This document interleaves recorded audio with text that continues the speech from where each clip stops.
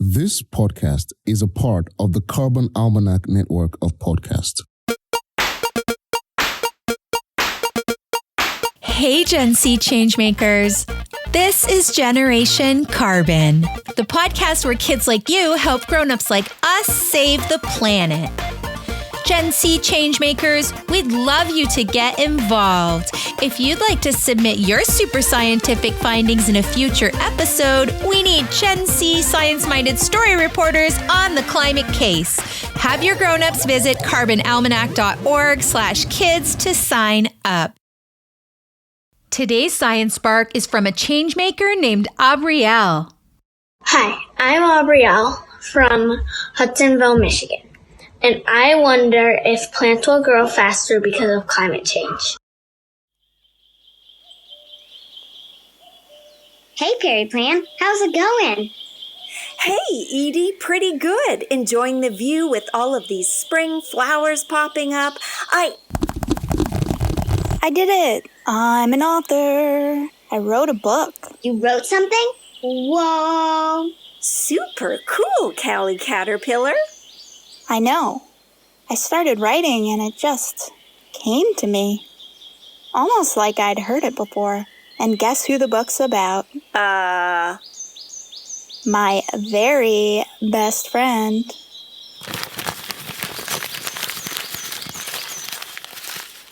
In the light of the sun, a little plant lay on a bright green lawn, and he was very thirsty. He started to look for something to drink. On Monday, he drank 1 glass of water, but he was still thirsty. On Tuesday, he drank 2 glasses of orange juice, but he was still thirsty. On Wednesday, he drank... Wait, do we know this story? I know, it sounds very professional, but you're the first people who are getting to hear this. So no, you definitely haven't heard this before. On Wednesday, he drank 4 glasses of Kool-Aid, but he was still thirsty.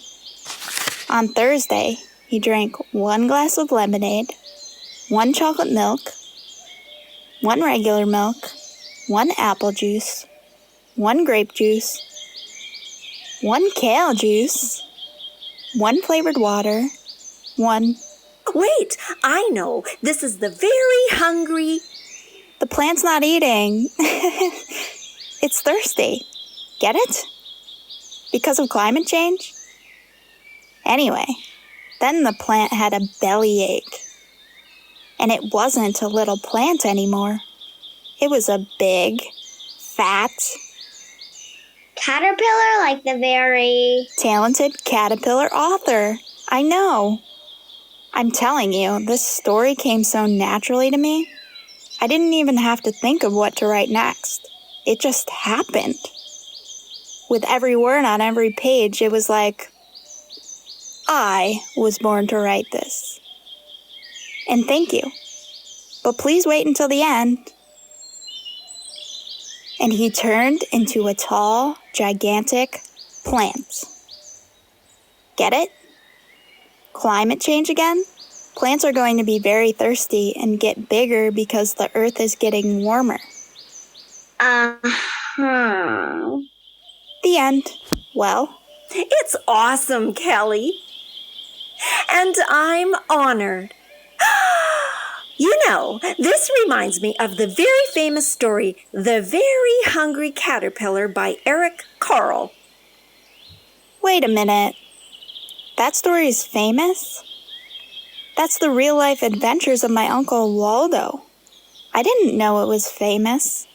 Huh. I guess that's where I got my inspiration. Once I started to think about climate change making plants feel thirsty. Oh well. Back to the drawing board.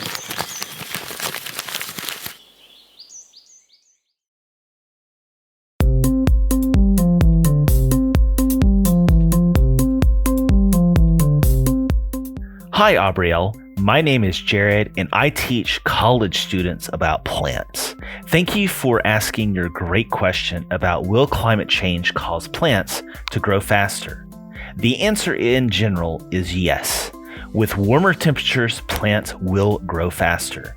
It's kind of like if you put an ice cube on the kitchen counter where it's 70 degrees Fahrenheit inside and one outside where it's 90 degrees Fahrenheit. The one outside will melt faster because there's more energy available. And since higher amounts of carbon dioxide in the atmosphere is causing climate change, and plants use carbon dioxide, there's research to indicate that some plants can grow more vigorously because carbon dioxide is used in the process of photosynthesis to make sugars that the plant can then use to grow. But there are some issues. One is that not all plants are this resilient, meaning that because some plants have very specific growth requirements, they could go extinct because their environment is changing too rapidly.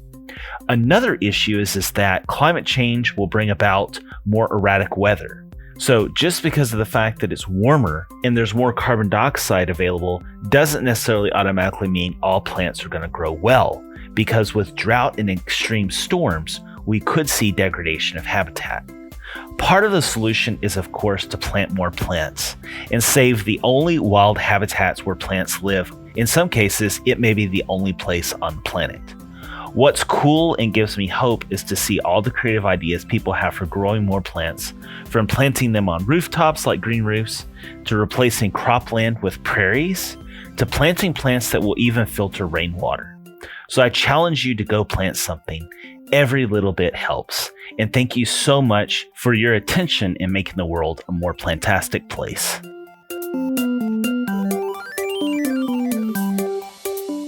And now for a submission from our super scientific Gen C story reporter, Sophia.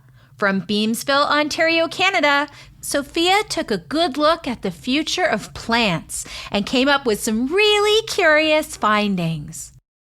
Hi, my name is Sophia Lahey-Hara. I'm 8 years old and I live in Ontario, Canada. What's up with plants? So one of the questions I researched was, how is climate change affecting plants? Here's the answer I found.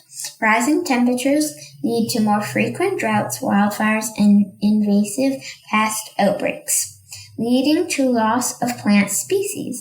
Here is another question I researched. Are plants growing bigger or smaller? You may be surprised at the answer. Here is the answer I found for this question. When temperatures rise, plants grow taller in order to cool off. Their stalks become narrower and grow farther apart. I think this is cool that they do this to cool themselves off, but it is not so great because they are not as strong this way. What do you think? Here's another question. Are plants thirstier than usual? You might have guessed the answer to this one already. Here's the answer. Climate change is making plants thirstier than usual. Did you guess that? Here's another question. It's the last one. Maybe if you want, you can guess this one too, but only if you want. Are plants growing in new places? Okay, take a guess. I'll give you 5 seconds to guess. Okay, guess it. Go. 5, 4, 3, 2, 1. Your time's up. Let's see if you got it right. Here's the answer I found. As the climate gets hotter, plants may need to grow in new locations to survive, but the animals that help spread the seeds are disappearing because the animals eat the plants and carry them in their bodies. And that's what's up with plants. Did you learn anything new? Thanks, Sophia. Signing off. I've been having so much fun growing seeds and growing tomato plants in my backyard. Wait, Callie, does this uncle of yours like tomatoes? No, my uncle likes tomatoes. He's very specific about that. I'm excited that more people are going to be planting more plants, and then I'll have even more friends to talk to. The more the merrier. Let's all get a little greener. Haha, I'm so punny. Today's action plan is ask your grown-ups for some seeds and soil, and try growing your own fruit or vegetable plant at home. Start with one plant and see how it goes. Any food you grow yourself doesn't have to travel far to get into your tummy. And that also helps reduce the effects of transportation.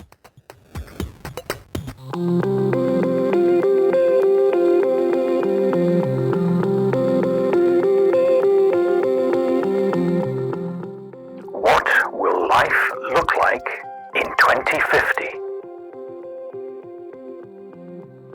Hi, I'm Clara, and I'm here to share my opinion about what I think the general situation with plants will be like in 2050. As far as plants that bear fruit and crops that we grow, I think their output, like what we harvest from them, will be lessened because of the fact I think their output and our harvest will be lessened. As far as plants in general, I don't think growth will be as strong. I think they'll be on the decline because of the more frequent droughts and wildfires that would be caused by the warming of the earth.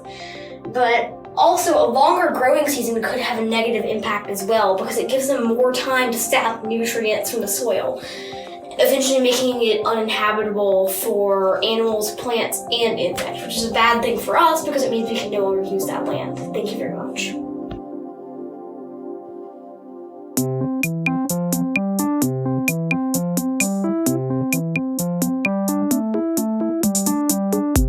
Thanks this week to Abrielle for her science spark and Sophia for her super scientific story reporting. Thank you to Clara, who let us know what she thinks plant life in 2050 might look like. Also thanks to Dr. Jared Barnes. To learn more about why plants are awesome or to follow along with Jared and the Plantastic podcast, visit merystemhorticulture.com. And for more conversations about carbon and how you can help, head over to thecarbonalmanac.org. There are other podcasts in the network for grown-ups and lots of fun resources for Gen Z changemakers like you. It's a scary topic, but we've got you covered because together we can make change happen. Be sure to subscribe and we'll see you next time. Until then, let's change the world, changemakers.